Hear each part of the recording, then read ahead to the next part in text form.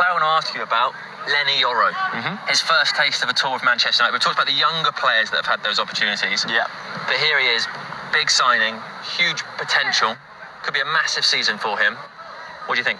First and foremost, I really like the signing. I think he's of an age and a calibre that you want to be going and getting players. Yeah. You know, there's no surprise that He's in the middle now. Yeah, he's in the middle. No, he's not anymore. He's won it back. But I think he's an age and a calibre that there's no surprise that Real Madrid and people like that were looking at him.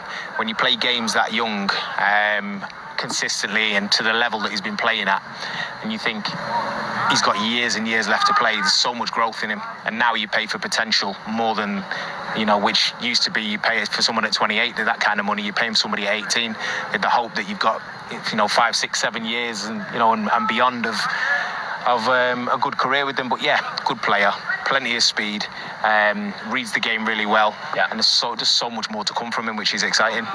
In the middle right now in the same group is Mason Mount. Yeah. Do you think he's going to feel like a new signing this year? Because he missed so much of last season. Yeah, definitely. I mean, he came in, we were here last pre-season and he was so enthusiastic and wanting to do well. And his injuries have hampered him. So you have a different perspective. He knows the club now, he's comfortable. And yeah, I think he can deliver, what we know he's capable of, having been in the group for long enough, and he'll be chomping at the bit. Talk about the dynamics of these rondos. So like the one we're looking at here, the closest one, there's defenders, there's forwards, there's midfielders. Do defenders try to stick together in these situations, or is it just about yourself? No, it's about you. You just don't want to be in the middle. Yeah. Every man for himself. You make sure that, but you've got to do things. The ball moves that quickly in such a tight area. You've got to be, your touch has got to be great. And yeah, you got to bring a little bit of flair out sometimes as well. It can't just be so boring, like inside, outside the foot. You've got to bring a little, a few back heels in. But the main thing is you keep the ball. Yeah. Do you find, like when you were playing, you were doing rondos, is it more about the exercise and what that means for you as a professional athlete, or is it about because you can hear them, they're enjoying this so much? Yeah, I think that's for me, it's one of the most fun things you can do apart from playing in a game. I would do that for an hour or two just because it's so much fun. You're looking at, you can meg people, you can embarrass people, but it's tough when you've got professional athletes trying to close you down, and you've got to have enough wherewithal and skill about you to keep the ball. So yeah, really enjoyable, and you can tell because the lads are shouting and trying to meg each other and everything. It's good fun.